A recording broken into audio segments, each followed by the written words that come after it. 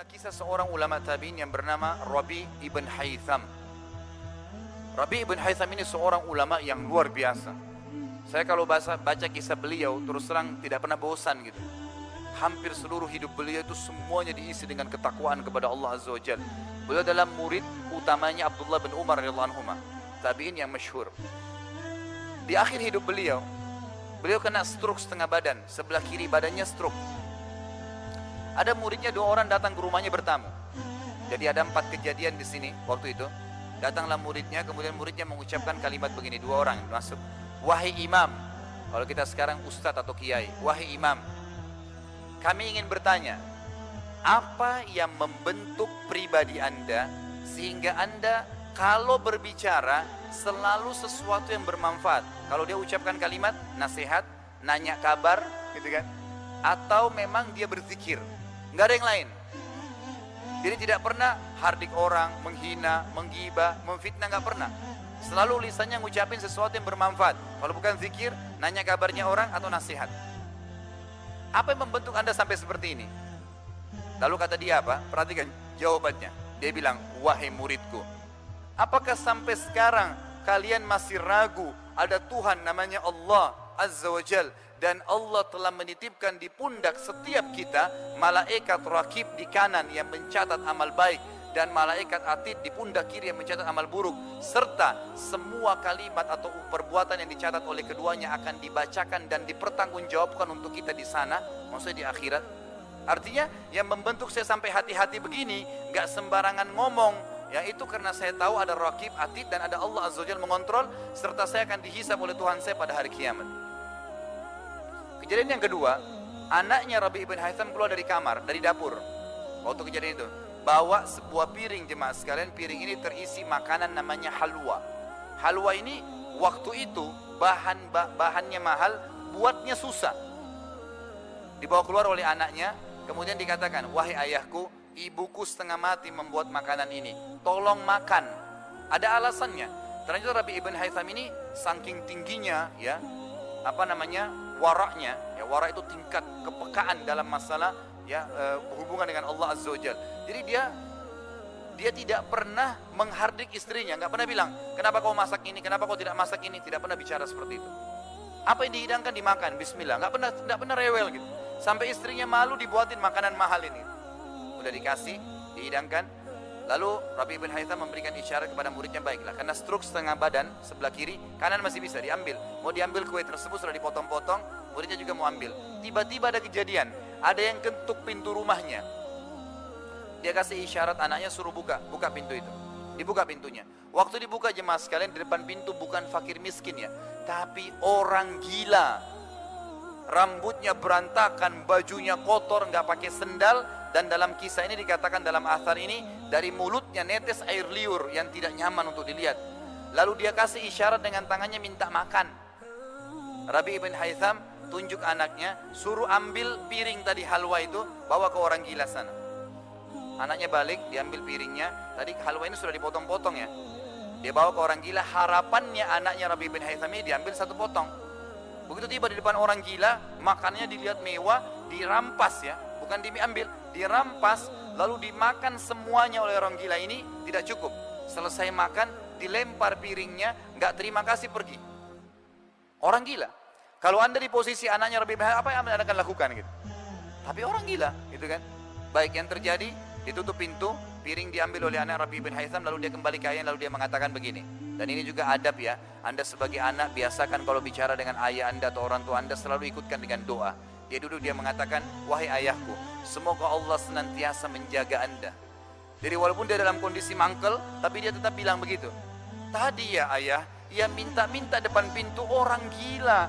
Dia nggak tahu nilainya makanan yang sedang kita kasih. Garis bawahi kata-kata ini ya. Dia tidak tahu nilainya makanan yang sedang kita kasih. Kalau tadi anda suruh saya ke dapur ambil roti, nasi, apa saja, pasti dia makan. Kenapa harus halwa yang ibu saya buat susah gitu? Bahannya mahal, susah buatnya gitu. Lalu yang terjadi, kata Rabi' ibn Haytham, ya ini jawaban orang yang beriman berbeda ya. Dia mengatakan, ya waladi, illam yadri, fallahu yadri. Lan tanalu birra hatta tunfiqu mimma tuhibbun. Wahai anakku, Kalau dia tidak tahu nilai makanan yang sedang kita kasih tadi, halwa itu, mahalnya, susah buat bahannya, nggak penting buat saya. Karena Allah tahu nilainya makanan itu.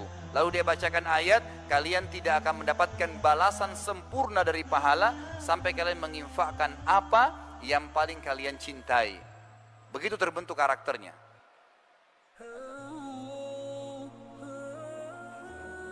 Baik, kisah Rabi' bin Haytham kita jeda dulu.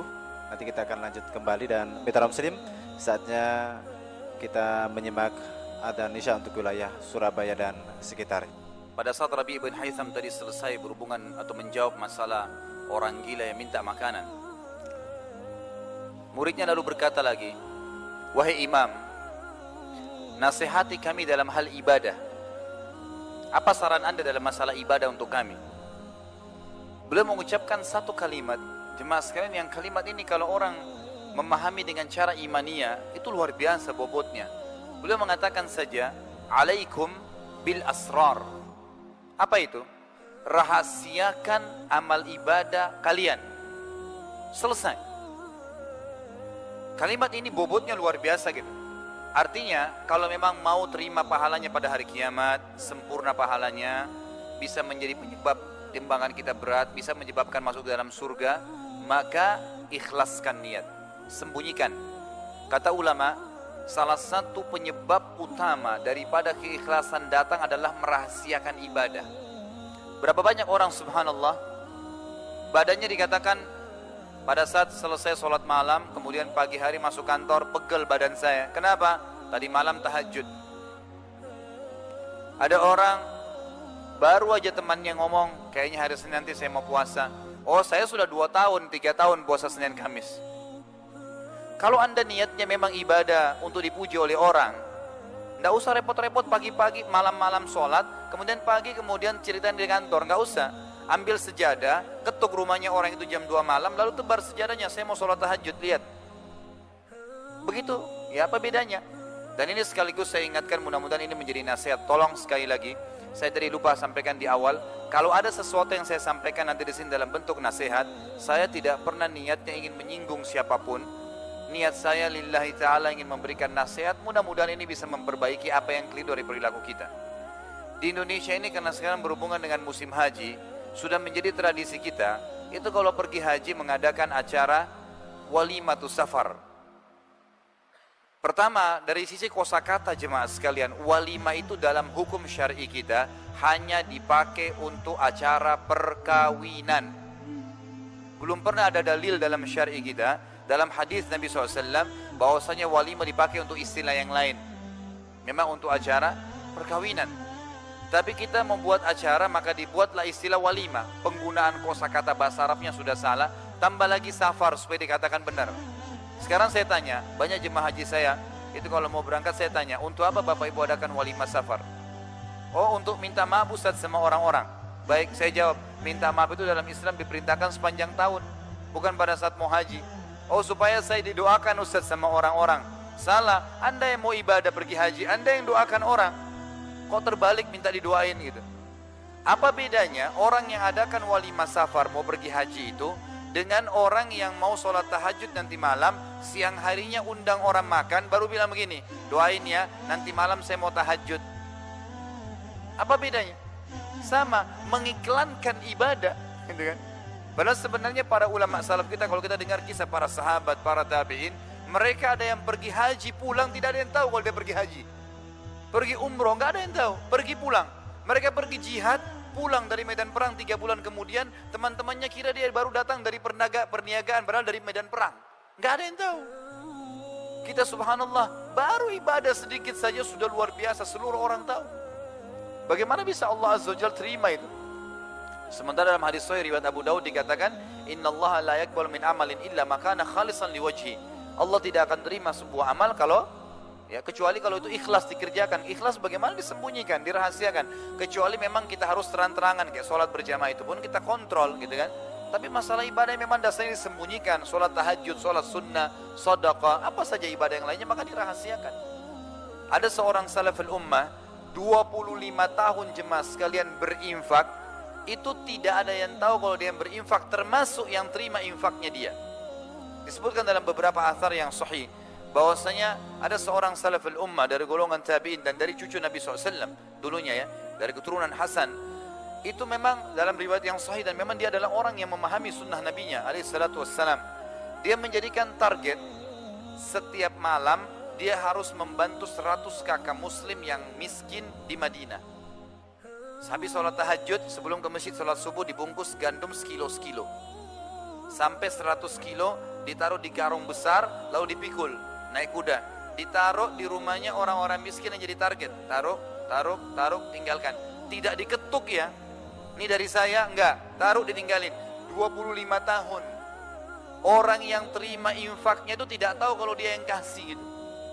Saking jaga keikhlasannya luar biasa. Kapan ketahuan? Pada saat dia mati. Waktu dia meninggal dunia, gitu kan? Baru ketahuan karena bantuan itu berhenti pada saat dia meninggal dan pada saat jenazahnya dimandikan di pundak sebelah kanannya ada bekas warna hitam karena sering pikul barang berat. Orang lain lagi di antara salaful ummah ada yang puasa Senin Kamis. Bukan nggak boleh sampaikan ke istri ya, tapi dia ini pribadi dia berijtihad. Dia puasa Senin Kamis dari awal nikah sampai 20 tahun, istrinya nggak tahu kalau dia puasa Senin Kamis. Bagaimana ceritanya?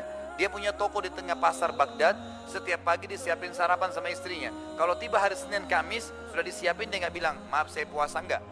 Bungkusin buat saya bawa ke toko. Dibawa pada waktu makan siang dikasih fakir miskin. Dia pulang rumahnya setelah sholat maghrib. 20 tahun dia puasa Senin Kamis, istrinya nggak tahu gitu. Itu bagaimana mereka pekahnya menjaga amal ibadah gitu. Bagaimana dengan kita subhanallah yang baru 2 tahun puasa Senin Kamis, mungkin baru infak ke yayasan 1 juta, sudah seluruh dunia tahu infak itu. Maka nasihat Rabi' bin Haytham luar biasa, beliau mengatakan alaikum bil asrar, rahasiakan amal solehmu, selesai. Lalu kejadian yang keempat jemaah sekalian, waktu itu ya, pas azan duhur. Ini bagi anda yang masih malas ke masjid, terutama laki-laki, ambil pelajaran dari kejadian ini. Luar biasa gitu. Orang ini stroke setengah badan. Dia dengar azan duhur, dia kasih isyarat anaknya, suruh nopang badannya yang stroke sebelah kiri itu. Datang anaknya ditopang. Muridnya bilang, waktu saya lihat dia ditopang, dia kasih isyarat anaknya minta diantar masjid, sholat berjamaah. Stroke setengah badan nih. Muridnya bilang, saya datang ke sisi kanannya, menopang tangan kanannya. Lalu saya bisikin kalimat, saya bilang, wahai imam. Muridnya bilang kepada gurunya, wahai imam, anda punya uzur secara syar'i, boleh sholat di rumah. Udah stroke, silakan sholat di rumah gitu.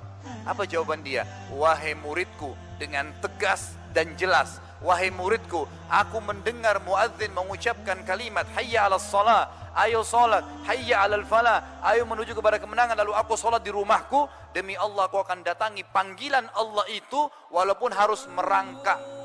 Walaupun harus merangkak. Bayangkan itu orang yang mengenal Allah Azza wa Jal, tahu ada Tuhannya, gak bakal pernah ketinggalan walaupun satu kesempatan untuk ibadah. Kita subhanallah punya kesehatan, punya kekuatan, punya kendaraan. Alasan masjid jauh, alasan nanti sholat di rumah berjamaah sama keluarga. Nabi SAW tidak contohkan itu saudaraku.